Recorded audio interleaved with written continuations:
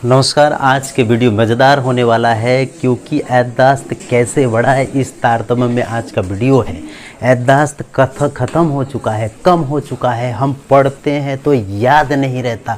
ये सब शब्द हमेशा हर कोई बोलते हैं। आप सोचो कलेक्टर व्यक्ति कौन बनता है? जो कलेक्टर बनता है उसका याददाश्त बहुत अच्छा है, उसका मस्तिष्क बहुत अच्छा है, इसलिए तो वो कलेक्टर बनता है।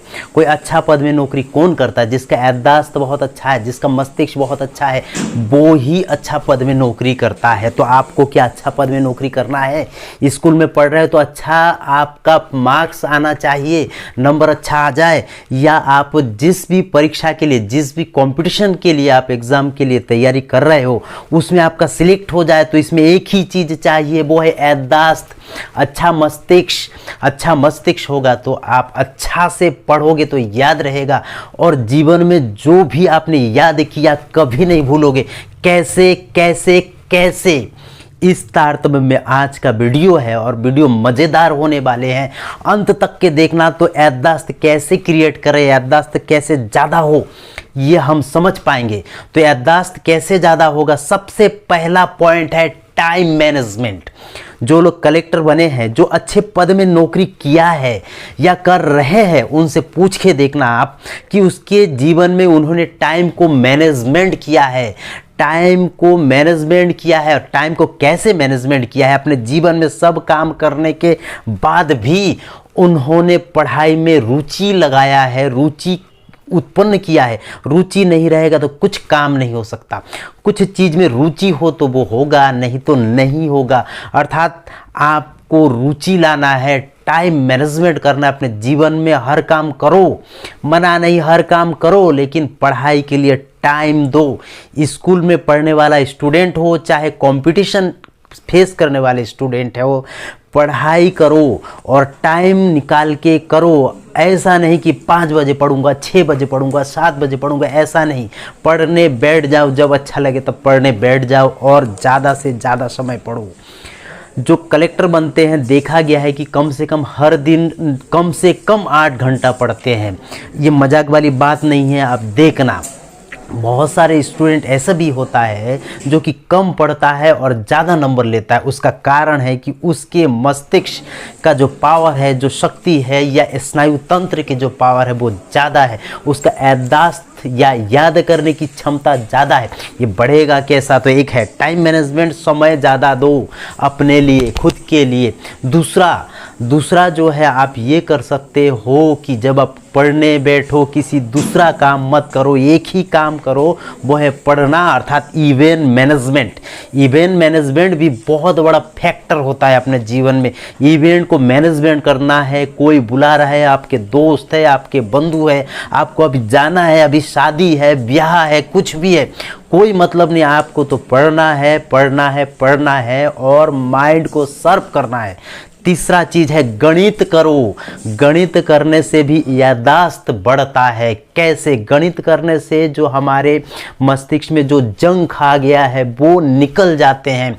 जैसे देखो, आजकल अगर कोई बोले कि 5 का पहाड़ा बोलो तो बोल नहीं सकते, 10 का पहाड़ा बोलो तो बोल नहीं सकते, 9 का बोलो बोल नहीं सकते। लेकिन पहले जमाने में 30, 40, 50 तक के पहाड़ा लोगों को याद था, मुंह जबानी। लेकिन आजकल क्या हुआ? कैलकुलेटर आ गया, मोबाइल आ गया है, और आपकी जो लैपटॉप आ गया है। इसके कारण याददाश्त लोगों का कम हो गया है। आप स्वयं करो, गणित को खुद करो, खुद जोड़ और गुना, घटाना, जोड़ना, ये सब खुद करो तो आपके मस्तिष्क खुल जाएगा, स्नायु तंत्र खुल जाएगा। तो गणित करिए। तीसरी बात यह है कि आप कितने बजे पढ़ोगे, ये भी आपके ऊपर डिपेंड है। एक जो हम जानते हैं कि हम दिन भर काम करते हैं, हमारे मस्तिष्क थक जाते हैं, और जैसे ही थक जाते हैं और रात को हमने पुस्तक लेके बैठ गए, घर आ गए, हम कहीं काम करते थे और काम करके घर आ गए और पुस्तक लेके बैठ गए, तो हमारा पढ़ाई कभी नहीं होगा, क्योंकि हमारे शरीर थका हुआ है, मस्तिष्क थका हुआ है। उस समय पढ़ाई नहीं हो सकता भैया, नहीं हो सकता। उस समय जो है आप आराम करिए, और उस समय जब तक कि आपको आराम ना मिल जाए, आपके मस्तिष्क ठंडा ना हो जाए, इधर उधर का सोचना बंद ना हो जाए, तब तक कि आप आराम करिए। उसके बाद आप पढ़िए। तो सबसे अच्छा टाइम होगा 4 बजे, सुबह के 4 बजे। वो क्यों? उसका कारण यह है कि सुबह के 4 बजे इधर उधर के आवाज़ आपके घर के आजू बाजू में नहीं होता, और होता भी है तो सब शांत रहते, कम होते हैं, और आपके मस्तिष्क तरोताज़ा हो जाते हैं, क्योंकि आपने जो खाना खाया या सो लिए, आपके शरीर जो है चुस्त पुस्त हो गया है। आप 4 बजे पढ़ोगे सुबह के, तो आपको जो चीज़ अन्य समय आपको 5 बार पढ़ना पड़ता है, वो 2 बार पढ़ोगे तो याद हो जाएगा। तीसरे चीज, एक चीज को बार बार पढ़ो, बार बार पढ़ो, बार बार पढ़ो, कम से कम 5 बार पढ़ो, और 5 बार पढ़ने के बाद लिखो, उसको लिखो। 5 बार पढ़ने के बाद लिखो। कैसा याद नहीं होता है? याद हो जाएगा।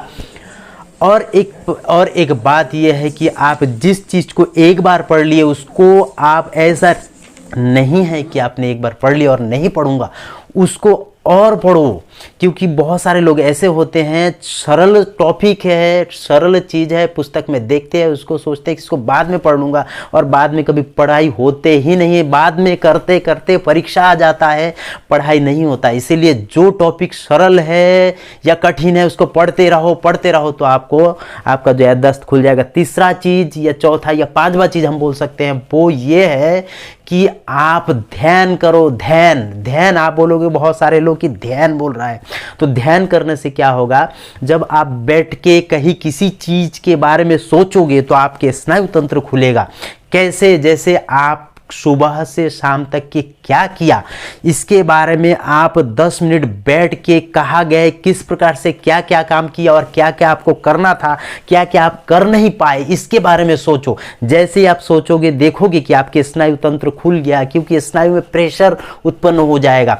तो इस तरीके से आपके याददाश्त को दुरुस्त कर सकते हो, ताज़ा कर सकते हो, और आपके जीवन में आप जो चाहते हो वो कर सकते हो, क्योंकि स्नायु तंत्र खुल गया, मेमोरी पावर ज़्यादा हो गया। मेमोरी पावर अगर सर्फ हो गया, आपके ऊपर जो मेमोरी में जो धूल जमे हुए हैं वो अगर निकल गया, आपके मस्तिष्क के ऊपर जंग लगे हैं वो अगर आपने निकाल लिया कसरत के माध्यम से, पढ़ाई के माध्यम से, और ज़्यादा से ज़्यादा मेहनत के माध्यम से, तो आपके मस्तिष्क सर्फ हो जाएगा, और आप एक बार में ही धीरे धीरे ऐसा परिस्थिति आएगा, जो चीज़ आप एक बार देखोगे या एक बार पढ़ लोगे या एक बार सुन लोगे, वो आपको याद हो जाएगा। अगर अच्छा लगे तो मेरा ये वीडियो देखिए और शेयर करिए, लाइक करिए, और अच्छा ना लगे तो मत देखिए। नमस्कार।